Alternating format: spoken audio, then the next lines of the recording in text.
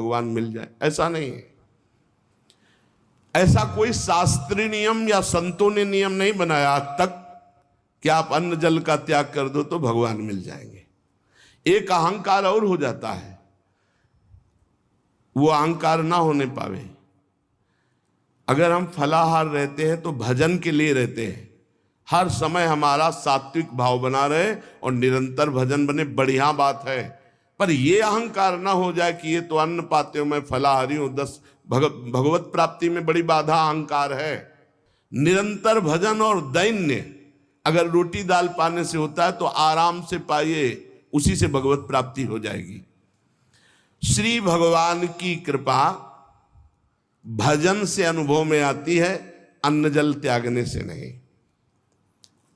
भगवान के दर्शन भजन से होते हैं। जितना भजन करोगे भगवद आश्रित होकर, उतने नजदीक आप पहुंचते जाओगे भगवान के। एकादश स्कंद में नौ योगेश्वर जन कहते हैं, जैसे भूखे आदमी को एक एक कवल भोजन तो तुष्टि पुष्टि क्षुधा निवृत्ति होती जाती है, ऐसे ही एक एक भजन, एक एक नाम जप, संसार से वैराग्य, स्वरूप का ज्ञान और भगवान से प्रेम, ये एक एक भजन में होता जाता है। तो अब जैसे कई दिनों का भूखा है, एक दो चार कवल पवा के रोक दो तो कुछ अनुभव नहीं होगा और भूख व्याकुल। ऐसे ही दो चार माला कर लिए आप, काम वो भी हो रहा है दो चार माला से ही, लेकिन आपको अनुभव नहीं होगा। अनुभव होगा जैसे वो आधा पेट भोजन कर ले और फिर स्वाद उसे खीर का सब्जी का अलग अलग आएगा, इतना भूखा कि पहले आधा पेट हो जाए। ऐसे ही हमको कम से कम 12 घंटा भजन में व्यतीत हो, तब हमारी समझ में आएगा कि नाम का स्वाद क्या है।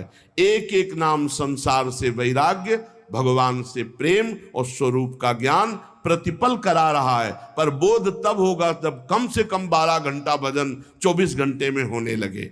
और जिनका 24 घंटे भजन होता है, ईमानदारी से जिनका 24 घंटे चिंतन होता है, उनको कोई प्रश्न नहीं रह जाता, उनकी कोई चाह नहीं रह जाती, उनकी कोई कामना नहीं रह जाती। अपने आप भगवत साक्षात्कार, अपने आप तत्व ज्ञान होने, भजन में बहुत बड़ा बल है। तो इन सब बाहरी बातों पर साधक ना फंसे कि हम अन्न छोड़ दें, हम जल छोड़ दें, हम ये कपड़ा छोड़ दें। सर्दी है, चिंतन हो रहा सर्दी का, अरे चाहे टाट मिले चाहे कंबल तत्काल ओढ़ लो, चिंतन सर्दी का ना हो।